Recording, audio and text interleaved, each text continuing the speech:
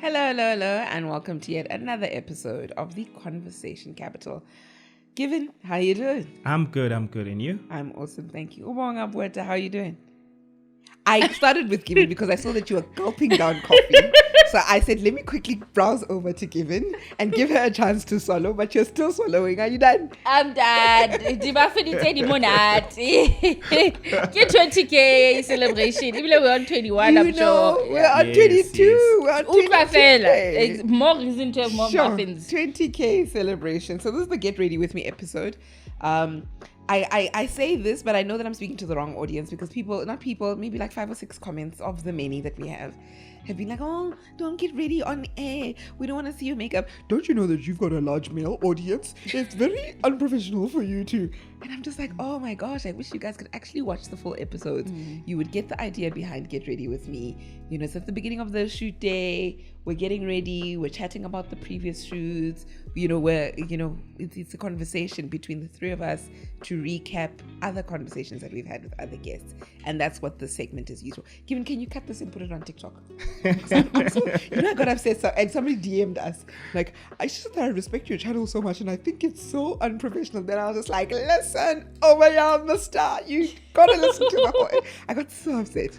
I think what happens with stuff like that is a lot of people who are used to consuming content like podcasts on other platforms, they then become accustomed that this is how a podcast should be. Yes. And when they see something that deviates from that norm, they feel like it's not doing what I'm used to. And I think as consumers of content, particularly when you start to consider us as being creators, we're trying to, I think I made the example with you when we were talking about the Joe Rogan podcast, that we are a restaurant.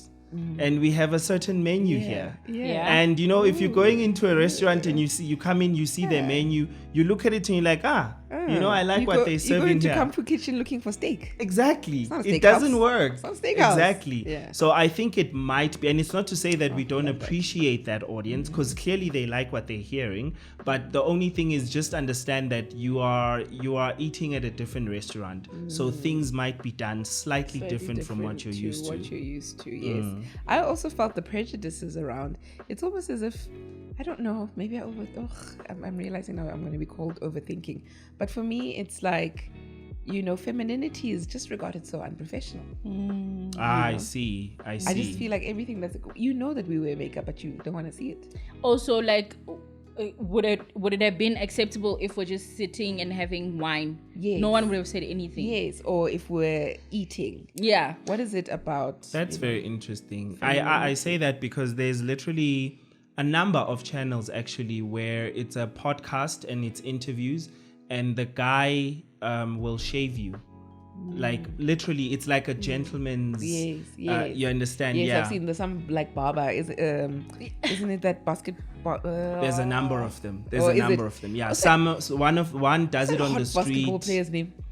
That hot one, man, with the tall one. They're all tall. The one I'm talking about is basketball players definitely are not a tall. famous basketball player. Sorry, This is you like guys know who I'm talking about. A proper YouTuber. Not Steph Curry, the other one. I don't know basketball players. Oh, is it? There's another one who's got something like that, like a barbershop vibe going on. I don't know whether he was a guest, but yeah, there's often like shorts. We'll definitely be seeing it in the comments. Yes, yeah.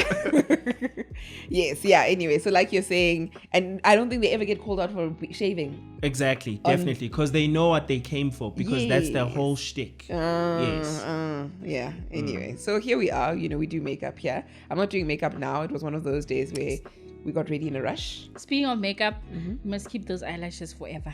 Oh. Yes. Is it you like them more than the other ones? I really like them. They're so dramatic. I think it's because they're much more dramatic. Yeah. Hey, let's I like your word, segue, before they say this is not a you. Yeah. So I asked the question on Instagram. I said, guys, we want to celebrate 20K. Somehow ask us questions, because we answer questions all the time relating to topics, but just relating to the show and comments and things like that. And so yeah, that's what we got on Instagram. Okay, so Nipo Zulu says you should invite someone to talk about the dark side of Dubai and the East. Dubai, Ashla. Dubai. And then Dubai. I actually wanted to tell a story. My parents watched this show. But basically, there was this guy who's very handsome. Can I just say, just as you're mentioning that, I'll definitely let you continue. At some point, we'll be making exclusive content, because I in one of the comments of the more recent videos, I saw someone, Ankerewi said, why don't you guys donate? And he was like, but the button to donate is not there. And sometime soon we'll be making these exclusive content that our parents cannot see. Mom and dad. No, I'm sorry, guys. I have to disappoint you there. The way my mother's a subscriber to this, she will find a way. She'll donate to be part of. What do they call them? Members. Yes, members. She's going to be a member. I also feel like my parents would probably donate. So then she'll definitely be a member that gets exclusive content. There's tools you can use. Can use set an email. Can use So there was this handsome man in Dubai. I was with my sister, and then he's like, "Oh, you're such a beautiful lady." We were walking on one of the roads there. There's a place called Palm Jumeirah, and so they, like. I look at my sister, and my sister's like, "Oh, he's so into you," and I'm just like, "I got your kakela now." Like I had so much prejudice in my head. Like I just didn't don't look at me. I've heard about you Arab men, and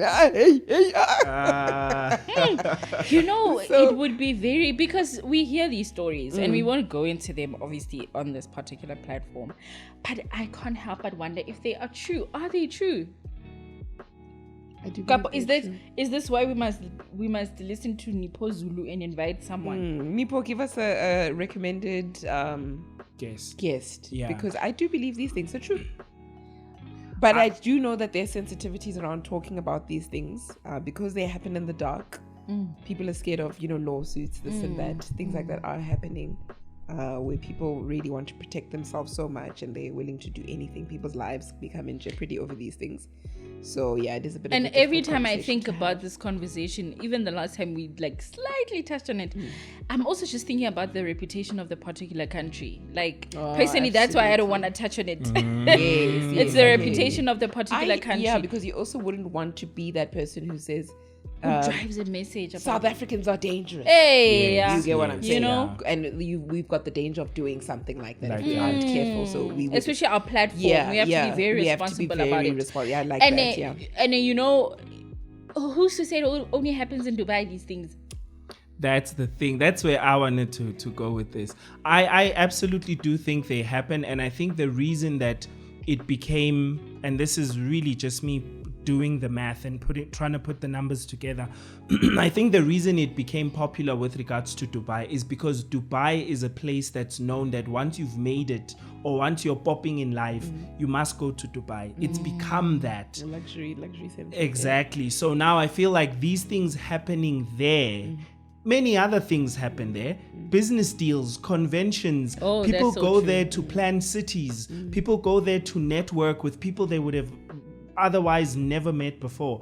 I mean, I remember watching a panel doing a video. I feel like now people are going to say, hey, panel ngati I'm fichara.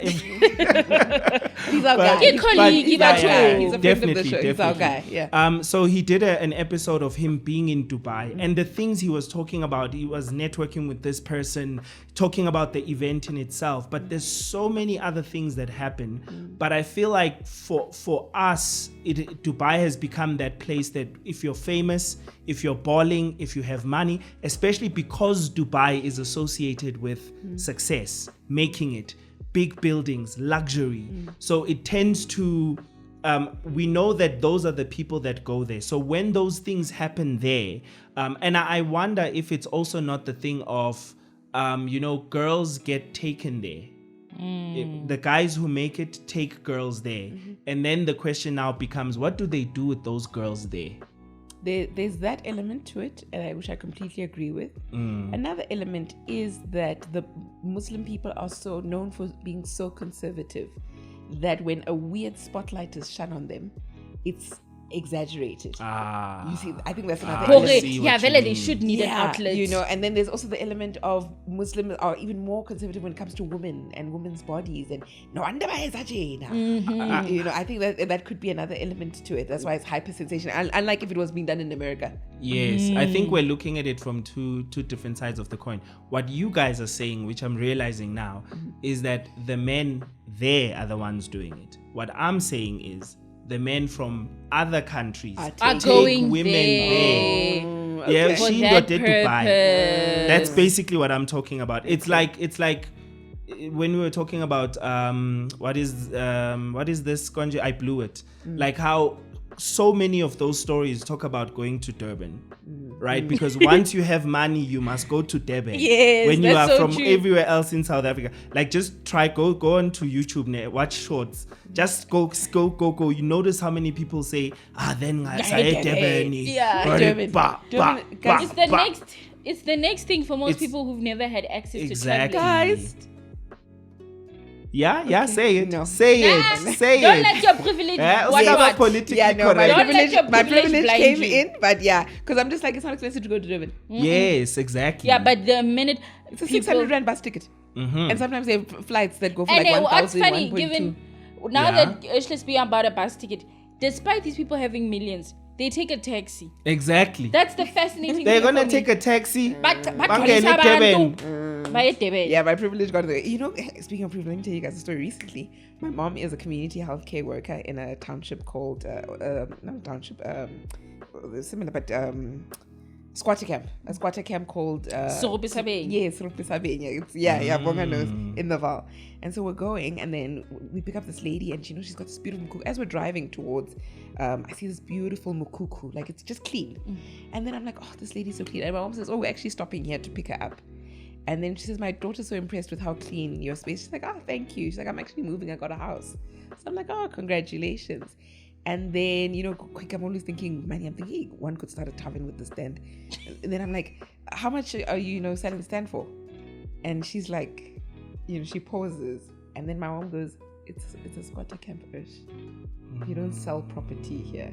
Then the lady says, well, I could sell the lesenke for the cuckoo.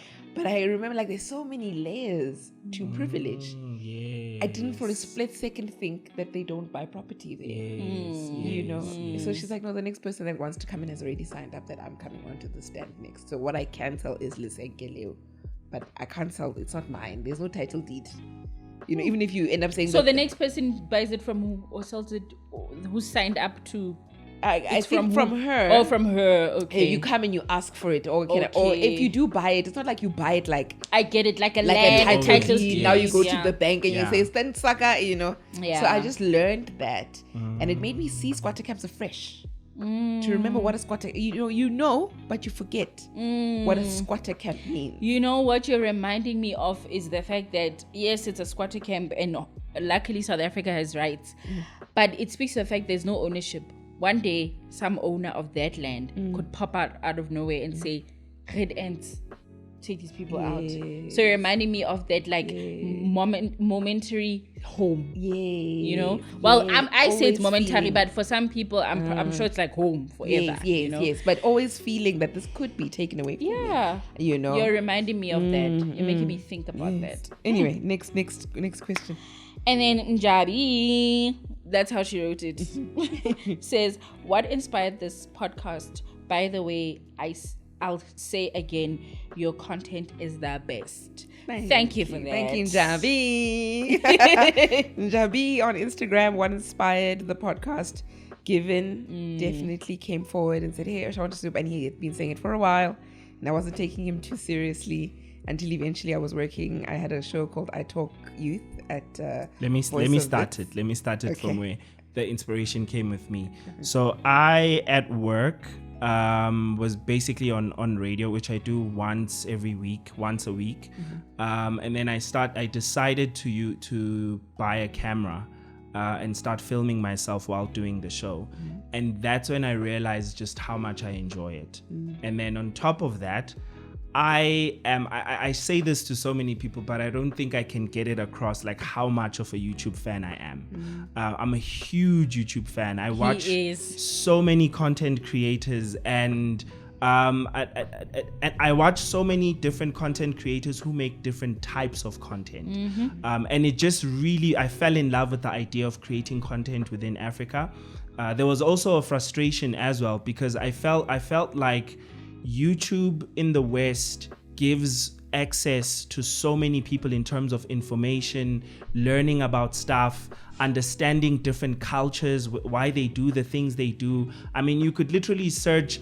I don't understand why when I go on YouTube and search how to use a drill, I don't get a video in Zulu. To this day, I don't understand why that's not a thing, why no one makes those videos. Because there's no word for drill in Zulu. I don't. I'm sure there is. Like, I'm sure there is. Bobo maker. We're funny. We're really funny.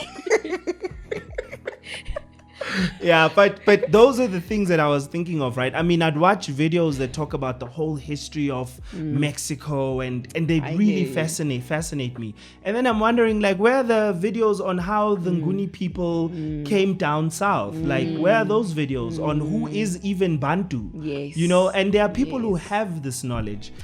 So for me, that's what was irking me. And at the same time, just the passion for content creation. And then I ended up investing in more equipment. Discovered a passion for editing, for creating good content that looks good. Looking at myself in that camera, like, nigga, you look good on camera. Right? Yeah, all of that. And then obviously knowing that you also do stuff, exactly. Voiceover, MCing, which apart from that, actually, you and I had spoken about doing content together while we were still in varsity. Remember that documentary thing? Way back, you doing the voiceover for a documentary I wanted to work on years ago. Exactly. Given that's a really long time ago. Wow, what a full circle moment. And I remember even with my WhatsApp status, because my WhatsApp statuses were like a YouTube channel. Like I vlog on my WhatsApp statuses. Yeah. So, you know, it was not only you, but people kept saying, you need to do this for real. You need to do this for real. So then you came and you were like, come on. And I'm like, So that's when I started talking to you about it. Let's do something. Let's do a YouTube channel. You'd be very good. I spoke about your WhatsApp statuses and then picking up from where you were going. Yeah. So then Give came to work to say, you're not taking you seriously on WhatsApp. I want you to see, and you know, and then then that's how it went. And I think I was really in a good place for it, because I had just left like a radio show that I was doing every morning at what's Trans Africa Radio. And I was so tired, but when I left the radio station, you know, when you're so tired, you leave a job, but then you realize how much the job was actually fulfilling. Yeah. And then I got onto this I Talk Youth at VOW, and I thought to myself, this is what I need, just a once a week thing. Like I need an outlet, but not something that will overwhelm me. So Give came at that time when I was like, this could be my you know, my little outlet, and this, you know, and then roped in Bonga. I remember my voice note to do that night. I said, we're onto something big. This is what we're doing. So long story short, in Javi, that's what inspired the channel. Yes. So starting from Given's inspiration to say we need more South African content, which I'm really happy to have done. And I hate sometimes the comments are like, oh, you guys always talking about Nigeria and America, and allow us as South Africans to indulge and to compare and to contrast. And that's what we're trying to do. We're trying to highlight African content and see where we're different and why South Africans are different, and, you know, things like that. And so it's been really, really awesome. And, you know, I think we're definitely on the mark, because everyone, let's say, who finds out I'm part of a channel, checks it out quickly, is like, oh wow, you guys deal with very serious South African issues. Yes. So absolutely. We're definitely on the mark. I thought you were going to say we're on the mark because a lot of people are copying our content. We don't discuss that.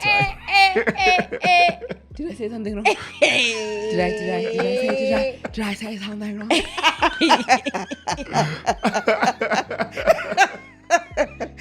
Nothing.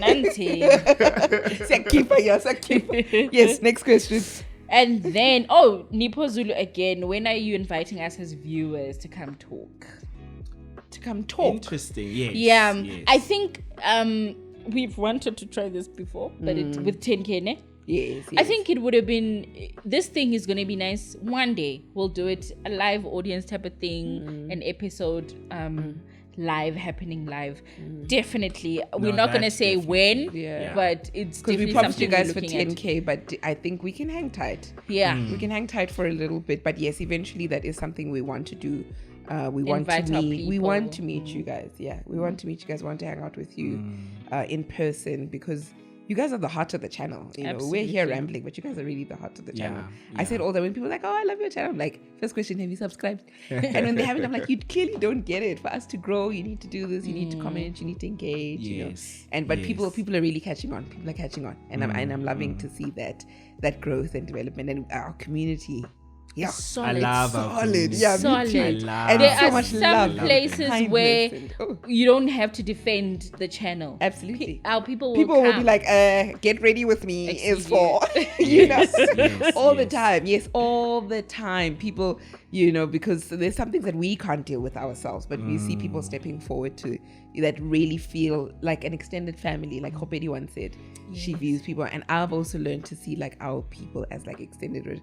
Like I'll be in the engine and this girl's like, I just really love your channel. Can I hug you? And I'll like squeeze her. That and was it's we just- were in the yes, middle we of were on a call. phone call. Yes. And I'll just like squeeze her and I feel so connected to the stranger. You know, guys, what did you call it? Parasocial? relationships. It's crazy. Yeah. Like, there's a lady I watch, millennial mom. I hope one day we can have her, but she's unfortunately moved to Durban, back to Durban. See, I know her life like I know her. Yeah, you are in a parasocial relationship. You know, with her. Yeah. her sister bought a car, and I was so emotional because I know their life story. And that's how people feel about us. Yes. I feel like it's so awesome. Nahlenze ke driver Ford. What? Linda, I'm hoping people will get emotional and that they are finally buy a car. Yeah, you're using the wrong brand because Ford is like Hey, no. Let me say an old Ford. Let That's me say, what you yeah, should say, that's what I yes. should say. Not that I have a problem with a Ford. No. Please, I just mean an old Ford. Yeah, anyway. Next question. Yeah, so these parasocial relationships Are are crazy. crazy. I agree. When Shameless Maya had a baby at like 41, I was overwhelmed because I'd been following her. She got married really young. She got divorced even like also very young.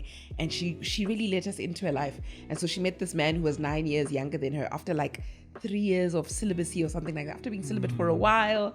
And she really let us into her world that when she got married and she fell pregnant, and all of us were just like, you know, you deserve this, and we know you deserve it, you know. Yes, And I think that yes. could be the truth of a lot of people's lives if they really let us in. Yeah. But we can't Yeah, let everyone yeah. in. But if you really let, you'll realize how many people deserve goodness and deserve happiness, and how everybody's going through something, yes, you know. And so it yes. becomes easy to become quickly jealous when you don't realize that that person has actually been, they deserve everything they're getting. They deserve those things because you don't know what they've been through to get there, you know. I'm gonna just take us back a few steps. We'll move on. The thing we were talking about, that we want to have an event, which we're definitely gonna do, but we forgot to mention the fact that we've also wanted to have a Get Ready With Me where they send us videos. And then we play those videos and comment. Yeah. So basically, so that we're having some form of dialogue Yes, with our audience. It's just And the voice notes. Yes, and voice notes as well with a picture or whatever. So there's that, which we're definitely going to execute. The only thing that we need to do on our part is just make sure that before shoot day, we send out a call basically to say just submit your videos so that, and comments via, or maybe your questions and comments via video, so that we can be able to discuss it at the next Get Ready With Me. Yes. And another thing is doing a live. talking about That one is a bit tricky. Yeah. But I think we can because it just requires us to have the equipment, proper equipment to do it, so that people can talk to us in real time. Yes, absolutely. Yes. Absolutely. I remember telling you that the one time I wanted to do an Instagram live, and I didn't realize how anxiety's like Yep. jerking that thing can be. I literally was just like, oh my gosh, do I have anxiety over this? And I've never done an Instagram live because of it. Yeah, I was just like, oh my gosh, this is actually such an anxious thing, you know? Yeah. So yeah, it would be nice to like also us as individuals try. Somebody, when we did the public speaking episode, somebody commented to say, it's so nice to hear that you also shake and you also had to overcome these things and stuff. And yeah, it's The like, oh yeah, comments we get and very that anxious as episode. Oh well. my God. Yeah, we get anxious as well. Sorry, there's a fruit fly. Yeah. So these ones I'm gonna go through quickly because they're just about enjoying the content. Colorful Fresh says, "Been here from the beginning, lady. I am just proud." Paluka. Thank you, Precious. Paluka says, "I love this for you." Then Didi says, "I enjoy the podcast more when you shoot while doing makeup." I need to repeat that. I enjoy the podcast more when you shoot while doing makeup. And then this one is a question. MK Mbalo says, "What has been the channel's most impactful positive criticism, if any?" The channels? Most impactful Positive criticism. Oh, most impactful. Yeah. I don't know about most impactful, but for me, being on the technical side of things, I think a lot of people's comment on the sound, especially in the beginning when we were still starting out, that really the thing is this: people were saying that we really need to work on the sound, but they weren't really saying what must be done with the sound. So I say this in the sense that it brought a lot of attention to the fact that we need to do something about the sound, which we eventually did. And we're definitely still going to do even more. Exactly, yeah. It brought a lot of attention, but I say that mainly because I also know the importance of sound.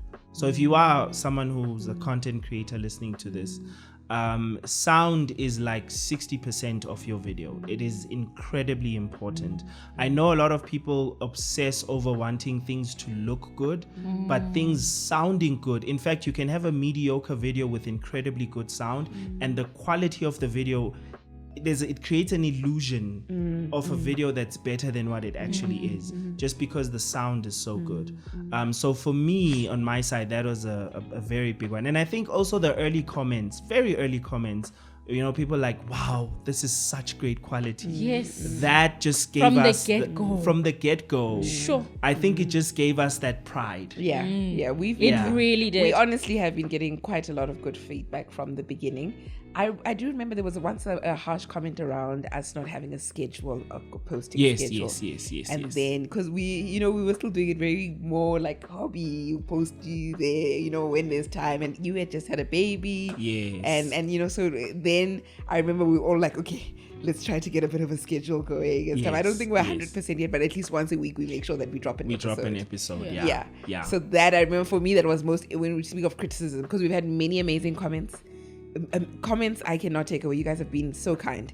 But when it comes to criticism, I remember that comment that I was like, okay, let's try to do this. I was so oblivious. Because remember, I even wanted to do twice a month or once a month. Yes, yeah, exactly. That comment was very like, be on the money, guys. Consistent. Send out episodes. Yeah, sorry. I was oblivious to the sound thing, because I consume on the phone. And then she was like, no, listen on the TV or in a car or whatnot. Yes. And I'm a very like, I love YouTube. I'm always on YouTube, but I'm like the basic consumer. Like, I just want to watch on my phone. Yeah. So I was very oblivious to that. I watch it on TV, on my phone, on my laptop. Like, if it has a screen, I'm putting YouTube. I must be honest, I barely watch YouTube. I know the two of you are YouTube consumers. I'm a huge I am YouTube not a consumer. YouTube consumer. I can think of one person, Shameless Maya. Otherwise, I'm huge. I don't watch YouTube. In fact, I watch even TV stuff on YouTube. The bootleg ones where someone is recording with their phone. Yeah. I even watch those things. Yeah, I watch Skim Sam on YouTube. That time it's on SABC. Yeah. But I watch and then the person who reports Skim Sam, I don't like you. You look so frustrated. I'm frustrated too. Yes, that was all the comments and questions we Yes. got, and so thank you so much for supporting On 20K, on yeah. 20K. I don't think there's anything else to say really on that. We hope to get to 100K. We can only get there if you subscribe, so please make sure you do that. I think Make sure. one thing to say also, just for the sake of our audience knowing that we have a grander vision for the conversation capital as a brand. We've had conversations around publishing a book, conversations around starting a new channel. I say new, let's say another channel that's linked to the conversations that we have here, where we dive in depth, and we're looking into that. Maybe even growing the team in the future.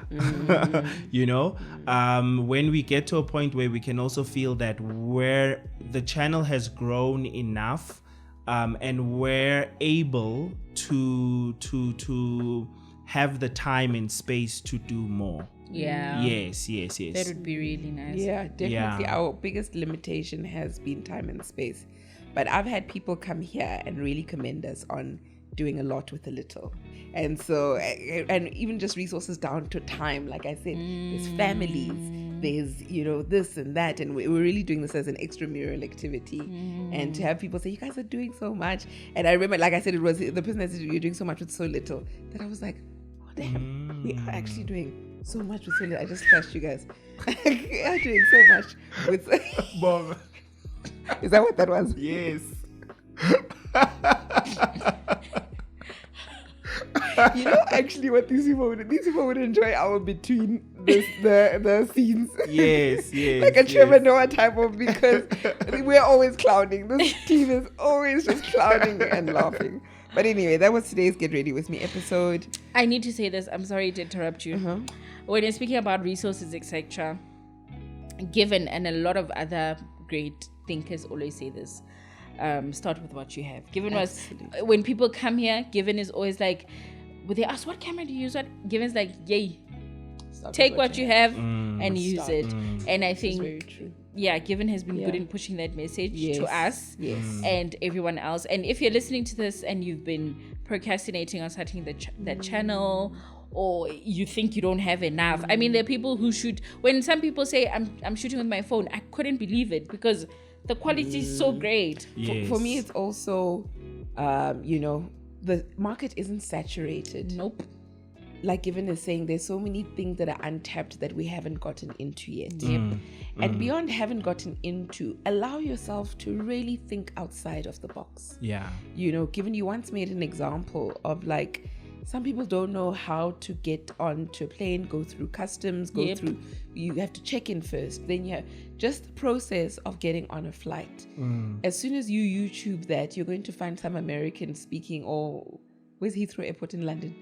You know, somebody explaining the process, but Tambo, nobody's telling us how to do it at Tambo. You know, and so don't underestimate what it is to just think outside of the box. Think of things that you don't know and wish you was just a YouTube video away. You know, things that you had to like stammer through yourself. And don't underestimate that they say, because people will come in and say, oh, I want to start a YouTube channel. And I don't take offense, but I'm always low-key disappointed when I hear that they actually just want to start something exactly the same as TCC.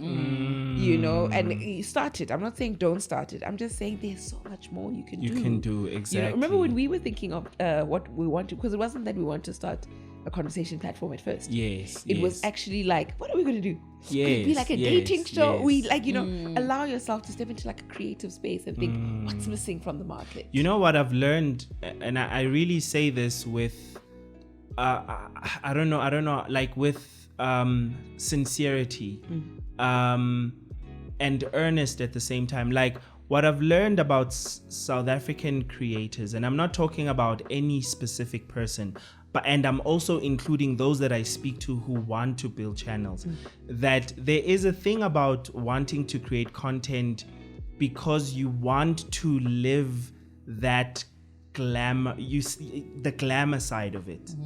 And every time I see it, I identify it. I remember I spoke to a young person quite recently, and they haven't started a channel at all, right? They're young, they're still figuring out work life, you know, and all of that. They just started working, and they're talking about, and then there's this guy who I'm gonna pay to edit for me, and I'm like, you're paying a guy to edit for you, your channel hasn't started, you've done nothing. And I'm like, oh my goodness, there's a lot of people who don't realize what they're actually chasing after, or they're not honest with themselves about what they're actually chasing after. There are people that we know that, it's common knowledge that when people start things, they're messy. Yep. Then they don't look as nice as they're going to look after a couple of years. That's why we use the word hustle, right? It might not look like terrible. It's nice enough and it's presentable, but it doesn't have to look like, Nothing big starts big. Yes. And I've seen this in so many people that they want their thing to look so good that when everyone watches it, they must admire it. They must know. That is so true. Yes. Yo. Yeah, and it's true And it's I'm not gonna say it's a South African thing. It's a today thing. Yeah. But people, even on Instagram, like people just want to. But there's always be been delusions of grandeur with regards to just media generally. Yes. Because, when you Google the conversation capital, it shows you what people Google alongside. Finishes off. Yeah. So conversation capital host age, conversation capital host husband, conversation capital host net worth. I'm like, I'm a school Net teacher. worth, imagine. I'm like, I'm a school teacher. I'm a school teacher.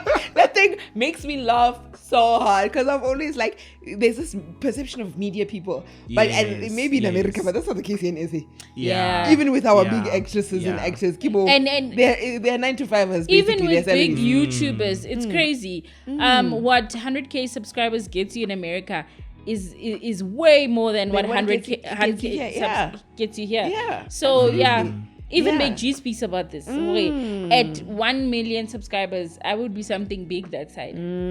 Absolutely. Mara, with that one, I always say, like, I'm a big proponent of this.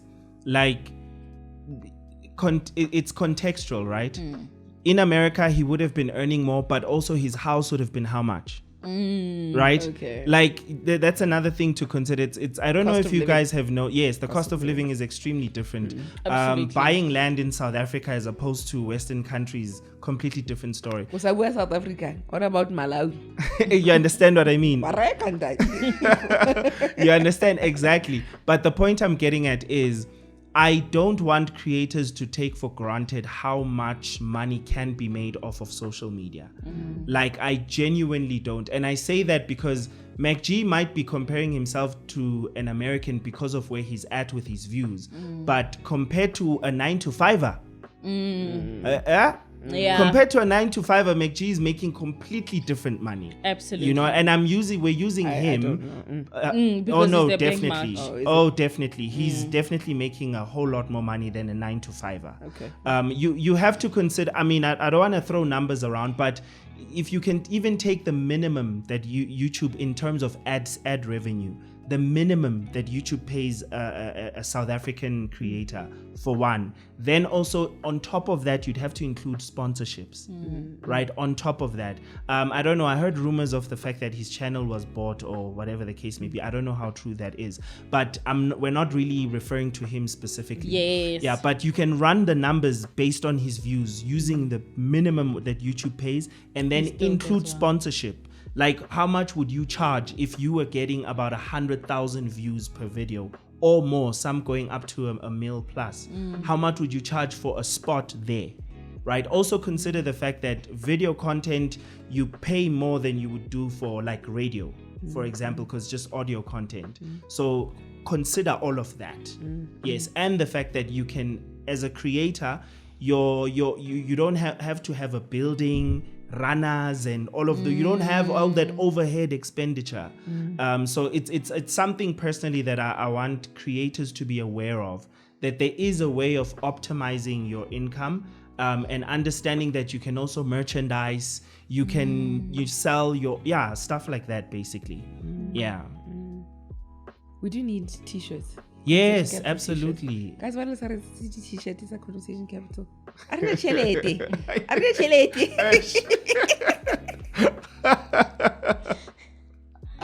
Okay, that was today's episode of the Conversation Capital. Is there anything you want to touch on again? Yes, thanks for 21K. 22? 22K. 22 and a half to be like 222, 400 and something. Yeah, no, it's super exciting. And thank you. I don't think there's anything more. Continue to, tell us what you want to see on the show. I think. Yeah, I was about to touch on like cyberbullying or something. I said, no. Story for another day. Yeah, no, definitely. Story for another day. Definitely, yeah. But yeah, that's been the journey thus far. Continue to like, share, and subscribe. It helps the channel immensely. For now, though, goodbye and God bless.